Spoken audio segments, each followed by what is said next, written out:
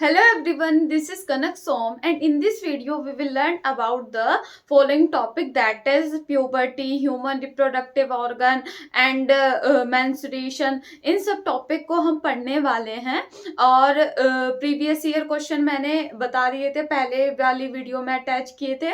और इस वीडियो में मैं आपको एक असाइनमेंट दूंगी जिसमें एमसीक्यू क्वेश्चन है, 1 मार्क के क्वेश्चन है और केस स्टडी बेस्ड है, असर्शन रीजन है।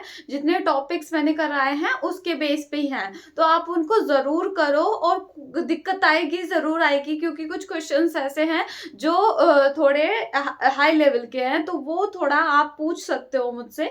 तो जब पूछोगे, ज्यादा क्वेश्चन होंगे तो वो मैं उनकी एक सेपरेट वीडियो बना दूंगी। ठीक है, तो आप प्लीज असाइनमेंट जरूर करो, सारे प्रीवियस ईयर को देखो, तो अच्छी प्रिपरेशन होगी आपकी। ठीक है, अब हम स्टार्ट करते हैं अपना लेक्चर। जैसे कि पहला टॉपिक क्या है, प्यूबर्टी। प्यूबर्टी क्या होती है? प्यूबर्टी एक ऐसी एज होती है जब गर्ल और बॉय सेक्सुअली मैच्योर हो जाए और उनके अंदर से सेक्स हार्मोन निकलना स्टार्ट हो जाए। क्या बात याद रखनी है? सेक्सुअली मैच्योर हो जाए, सेक्स हार्मोन रिलीज होने स्टार्ट हो जाए, तो उसे क्या बोलते हैं? हम प्यूबर्टी एज बोलते हैं। गर्ल्स में प्यूबर्टी एज बॉयज के कंपैरिजन में जल्दी आ जाती है और बॉयज में थोड़ा उनसे लेट आती है। तो गर्ल्स कब प्यूबर्टी एज आ जाती है? उनमें 10 से 12 साल में, और बॉयज में 13 से 14 साल में। सेक्स हार्मोन कौन से रिलीज होते हैं? मेल में सेक्स हार्मोन कौन सा रिलीज होता है? टेस्टोस्टेरोन, और फीमेल में एस्ट्रोजन, प्रोजेस्टेरोन। मैंने एंडोक्राइन ग्लैंड जब पढ़ाई थी तब इनके बारे में बताया भी था। ठीक है ना। अब क्या होता है कि ये जो हॉर्मोन्स होते हैं ना, जब प्यूबर्टी एज होती है, जब ये हार्मोन हमारे बॉडी के अंदर रिलीज होते हैं, तो ये क्या करते हैं? हमारे जो रिप्रोडक्टिव ऑर्गन, ह्यूमंस के जो रिप्रोडक्टिव ऑर्गन्स होते हैं, उनको ये क्या करते हैं? मैच्योर करते हैं और उसमें से गैमेट भी निकलने लगते हैं।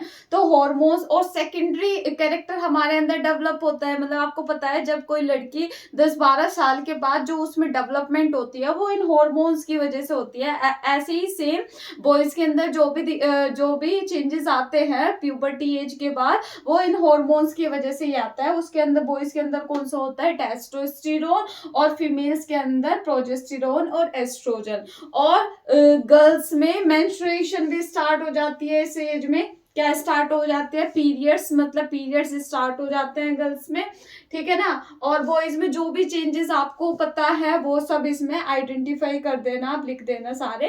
अब उसके बाद क्या है कि गैमीट भी रिलीज होने स्टार्ट हो जाते हैं। कि जो गोनाड है हमारा, जो मतलब ग्लैंड है, मेल में कौन सी ग्लैंड है ऐसी? वो है टेस्टिस। तो टेस्टिस कौन सा मेल गैमीट निकालती है? वो निकालती है स्पर्म। और जो ओवरी होती है, ओवरी कौन सा गैमीट निकालती है?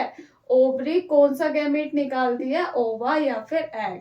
तो हमारी प्यूबर्टी एज में सेक्स हार्मोन रिलीज होने स्टार्ट हो जाते हैं, दैट इज टेस्टोस्टेरोन और प्रोजेस्टेरोन। और इसमें फीमेल्स में क्या होता है? फीमेल्स में भी प्रोजेस्टेरोन और एस्ट्रोजन स्टार्ट हो जाता है निकलने, और गैमेट कौन सा स्टार्ट होता है? ओवा और एग।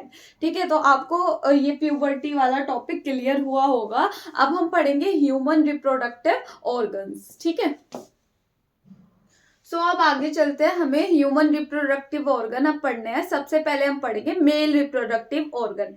ठीक है, तो जो मेल रिप्रोडक्टिव सिस्टम होता है उसमें क्या क्या चीजें होगी? टेस्टिस होगा, स्क्रोटम होगा, एपिडिडाइमिस, वास डिफरेंस जिसे स्पर्म डक्ट कहेंगे, और सेमिनल वेसिकल, प्रोस्टेट ग्लैंड, ये दोनों हमारी ग्लैंड्स है। ठीक है, अब सुनो, यहाँ पर ये वाला पार्ट जो है ये ब्लैडर है। ब्लैडर मतलब जहां पर यूरिन स्टोर होता है, इसे क्या बोलते हैं? ब्लैडर, जहां पर यूरिन स्टोर होता है।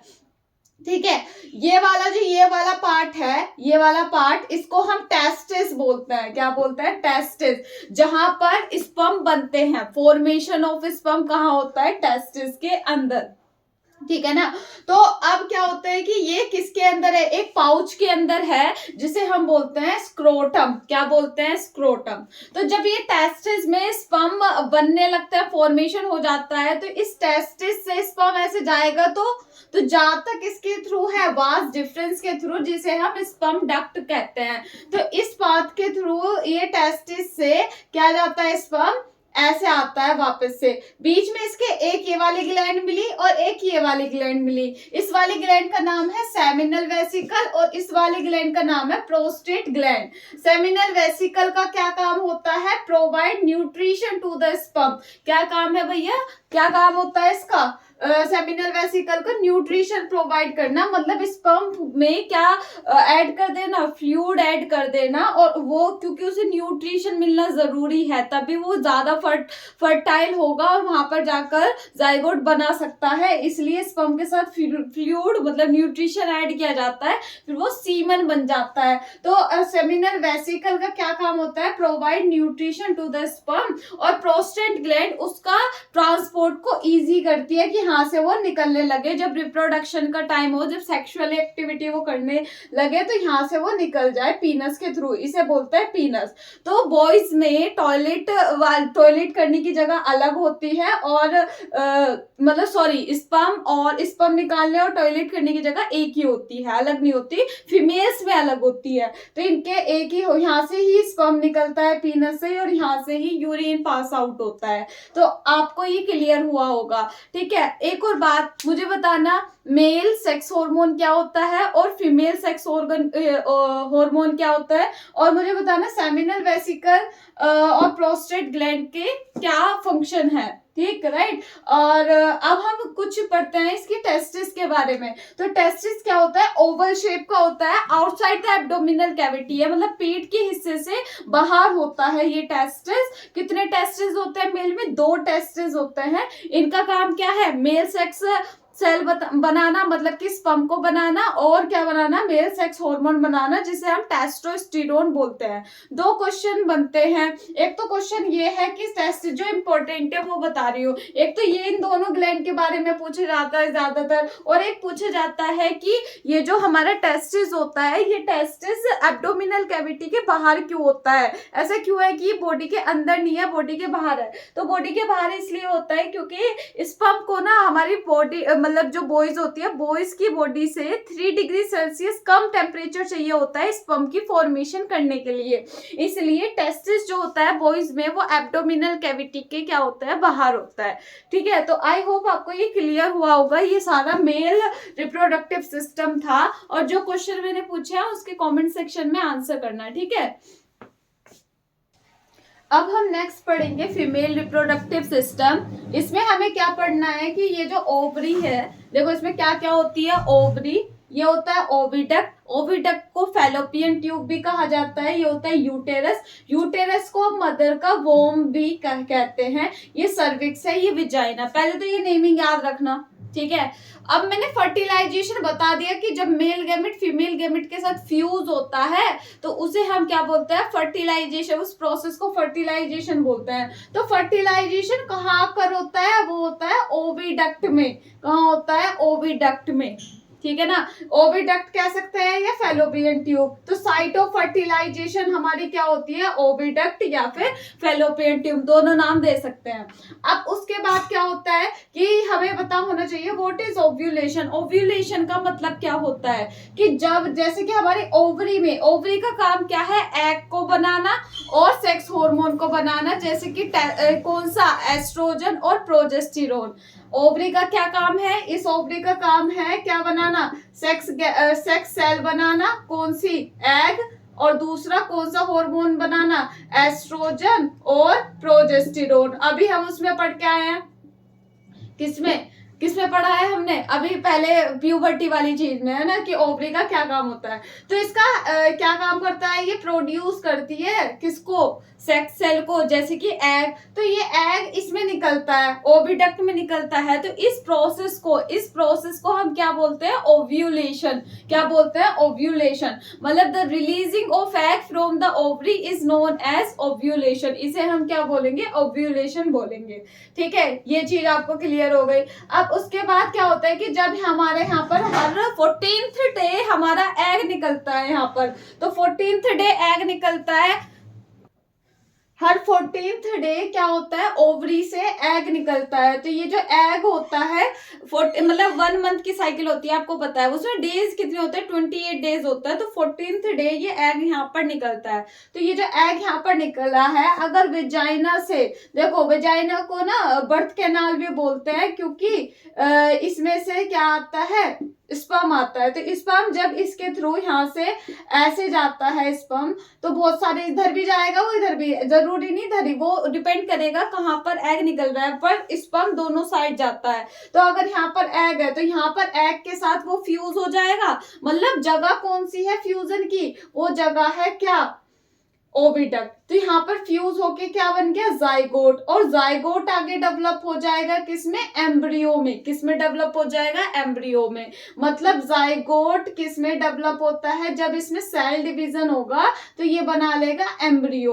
अब आगे की कहानी सुनो। जब ये एम्ब्रियो बन जाता है तो एम्ब्रियो का धस जाना किसमें, यूटेरस वॉल में। यूटेरस वॉल में धस जाने को हम इम्प्लांटेशन बोलते हैं। क्या बोलते हैं, इम्प्लांटेशन। मतलब the embedding of embryo into the uterus wall is known as implantation. इस प्रोसेस को हम क्या बोलेंगे, इम्प्लांटेशन। अब इम्प्लांटेशन के बाद क्या होता है, बच्चा वोम में आ गया। अब उसमें क्या होता है कि इम्प्लांटेशन के बाद एक disc shape like tissue develop होता है, जिसे हम बोलते हैं प्लेसेंटा।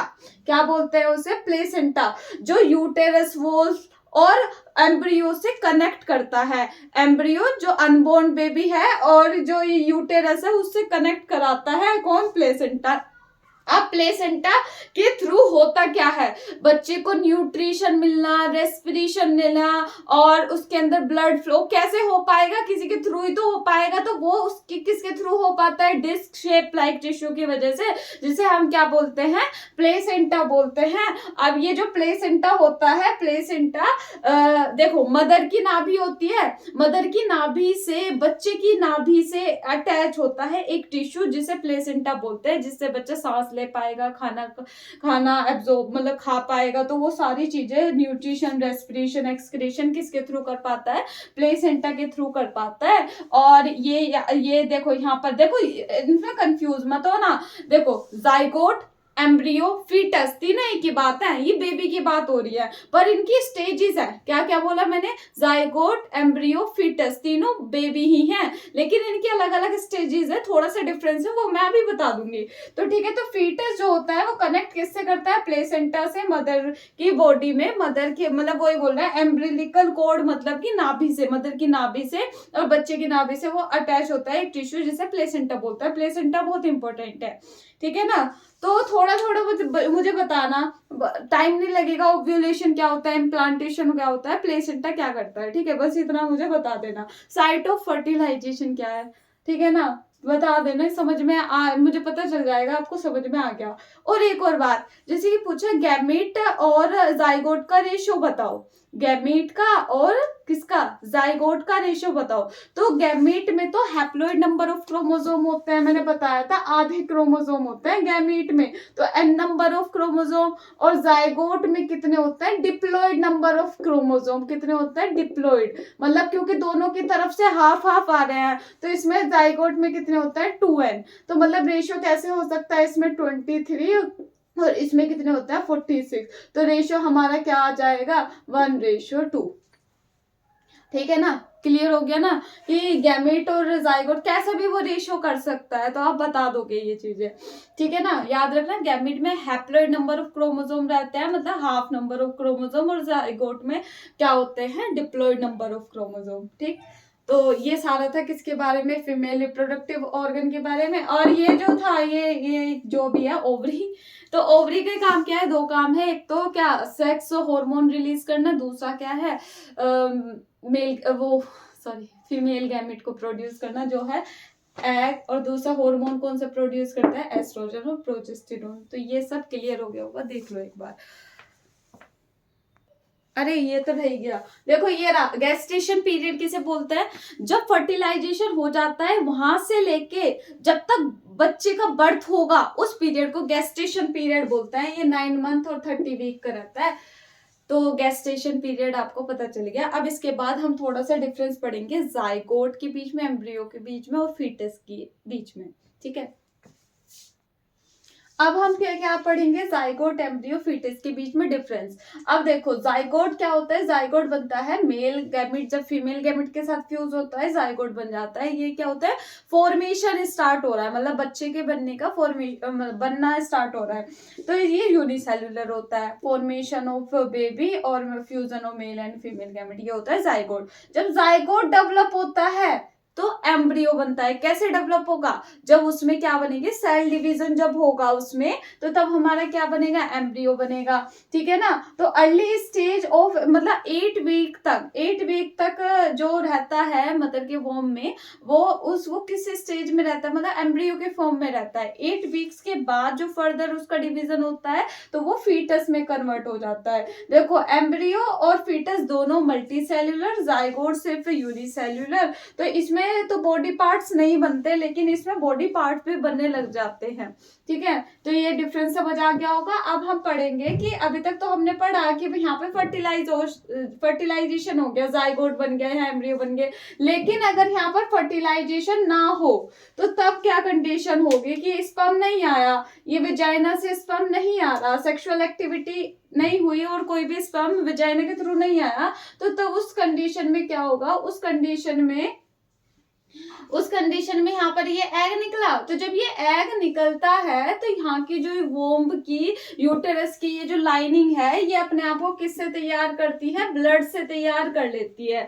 क्यों, क्योंकि इसे ये सोचती है कि हर मंथ तैयार करती है कि कोई फर्टिलाइज एग आएगा और उसको न्यूट्रिशन देना है। लेकिन ये जो तैयार रखती है अपनी ये यूटेरस की लाइनिंग ब्लड से, लेकिन जब फर्टिलाइज एग नहीं आता, मतलब अनफर्टिलाइज एग आता है, मतलब फर्टिलाइज नहीं हुआ, तो अगर फर्टिलाइजेशन नहीं होगा, if egg is not fertilize, तो तब अगर एग फर्टिलाइज नहीं हुआ तो तब क्या होगा, तो ये जो अनफर्टिलाइज्ड एग है वो यहाँ पर आया, तो अब क्या है, इनको जो चाहिए था वो मिला नहीं, तो ये वाला जो ब्लड होता है ये शेड करने लगता है, निकलने लगता है थ्रू वजाइना, और किस फॉर्म में, वेजाइनल ब्लीडिंग के फॉर्म में निकलने लगता है। इसी को हम मेंस्ट्रुएशन या पीरियड्स कहते हैं।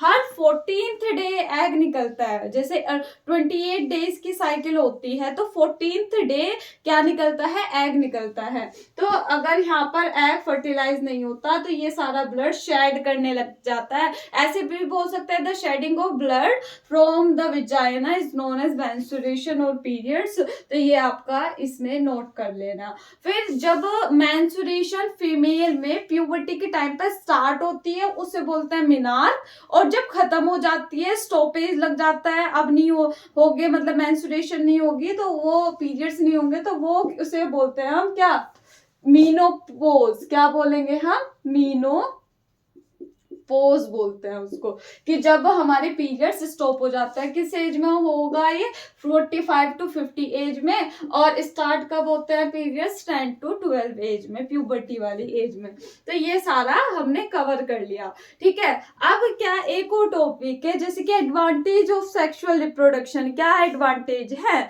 तो देखो वेरिएशन, हमारे सेक्सुअल रिप्रोडक्शन में एसेक्सुअल के कंपैरिजन में ज्यादा वेरिएशन है।